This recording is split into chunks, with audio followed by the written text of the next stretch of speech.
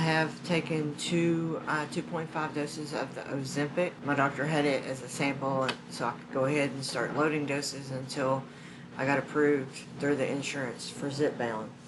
But I wanted to give you a step-by-step description of what I'm doing. But let me start this by saying I am not giving you medical advice at all. I am sharing my personal journey and bringing you along with the ride. If this is something you are interested in, please talk to your doctors. I know there's a lot of places that you can buy it online without necessarily going through your doctor, but I encourage you to at least have the conversation with your doctor about potential side effects, things that potentially could go wrong. Just be informed, and that's, I think, half the battle. If you don't know me, my name is Misty. Welcome to my channel, Mama Z's Texas Kitchen. I have a ton of cooking videos that I encourage you to go watch. I am not doing cooking videos right now, mainly because I have a tiny kitchen. But I felt like it was really important that I bring you on this journey and to share my struggles that millions of Americans are going through every single day. I am 52 years old. I have had a medically induced menopause, meaning I had a hysterectomy. And the thing with menopause is it completely shut down your system. Now, I was already dealing with hormone issues that made it really hard for me to lose weight. I had a gastric sleeve done 7 years ago. It worked really well. I did really well until the pandemic, and I went full force into false menopause. I thought I was in menopause, but I wasn't. I didn't have a cycle for 2 years. So I'm going to bring you along on this journey, but first I want to show you the box. This is the box it comes in. I hope the letters aren't backwards. This is Zepbound, and this is a 5 milligram dose. Usually, a lot of times doctors will start you on a 2.5 for a couple of weeks. Some go longer than that to kind of get your system used to it so it doesn't go into a shock. I started with the Ozempic because it's what my doctor had as a sample, so that's what I took. And my biggest, I guess, complaint would be that I did have some nausea, especially right after I'd give myself an injection the next couple of days. But it is doing what it's supposed to do. The amount of food I'm eating is very, very least. Now I'm going to give you a cautionary warning too. You can get very easily dehydrated, and I did 2 days ago.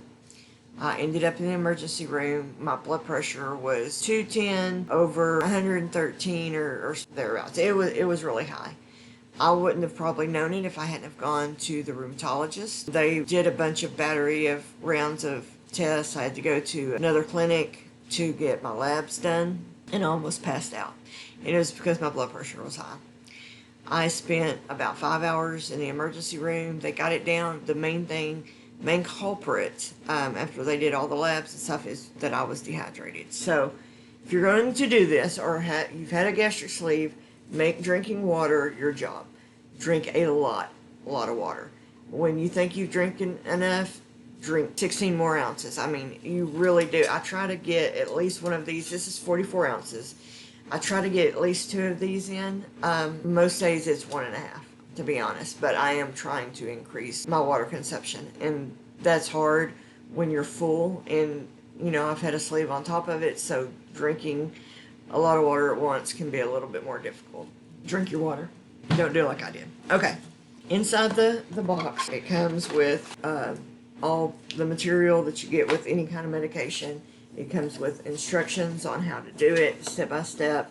It shows where you can give it in your stomach or in your thighs. And it comes with 4 doses. Now, the Ozempic I was taking, it just come with different pens. It was 1 pen and had like 5 needles with it. So, which I kind of honestly like it that better, because to me it's less waste. But this is how Ozempic does it. They also have where you can get the vial and where you can get a syringe and stuff. If you can get these, I prefer these. They're kind of no fuss type. The first thing it tells you to do, I'm just reading the instructions. We're going to remove the cap. And that, see if you can see down in it. I'm going to unlock. Trying to see if you can see the needle. Yeah, you can. I don't know if it'll show up on camera, but that in there is a little needle in there. What you're going to do, you put it up You make sure it's unlocked. There's a locked and a lock, so you make sure this is turned on unlock. And that way you're going to set this up against your skin and you're going to push it. And you hold it for 10 or 15 seconds. You can hear it clicks as the medicine is being released. When that stops, you can stop the injection and just pull it away, and then if you got a sharps container, put it in the sharps container. I don't right now, so what I will do is put the cap back on and probably just throw this in the trash until I can get a sharps container. But anyway, I am going to be very vulnerable here and show y'all my belly as I give myself this injection. So, let me get this arranged and then I'll bring you right back. Okay, you're going to find a spot on your belly that's comfortable. I'm going to go right here. You just set it up against your skin, and then you're going to push. I'm trying to get where you can see me. Okay, and then you're going to push. 4, 5, 6, 8, 9, 10. Right back. Okay, and that did it. I didn't sit back down. Honestly, I didn't even feel it. In fact, I looked to make sure the medicine had released, and you can tell because the plunger is down. It released. So these are very, very tiny needles. So if you have a fear of needles, it doesn't hurt. I used to take Humira years ago for a misdiagnosed. It was also a stomach injection. Those things hurt. This did not hurt at all. The Ozempic didn't hurt either. So, but that's how you can tell that it worked, is because your plunger is going to be all the way down here. So I'm just going to put the lid back on.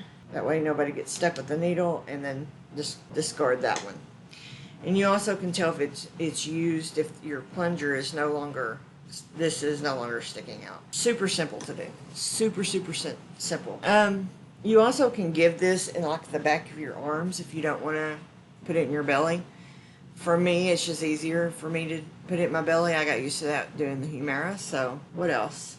I do go see my regular doctor again today. Always follow up with your doctors. Let your doctors know any symptoms you may be having.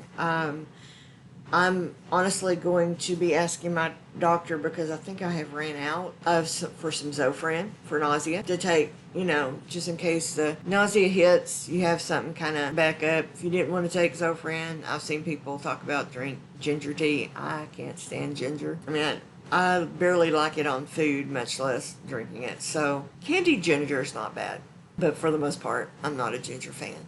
Which I know, it's really good for you and good for inflammation. I just can't. So you could do that, maybe sip on a diet ginger ale or something, though I don't recommend any type of soda.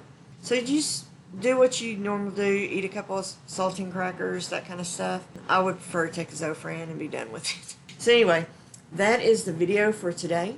I will let y'all know next week what my symptoms were with this, and if I needed to do anything different. But I appreciate y'all joining me on this journey. If you've not subscribed to my channel, don't cost you nothing. Go ahead and subscribe. Give me that thumbs up. That helps more people get valuable information from someone who is real and not a toothpick doing a weight loss drug, because I am not a toothpick. Anyway, thank y'all for joining me today on Mama Z's Texas Kitchen, and we'll see you guys on the next video.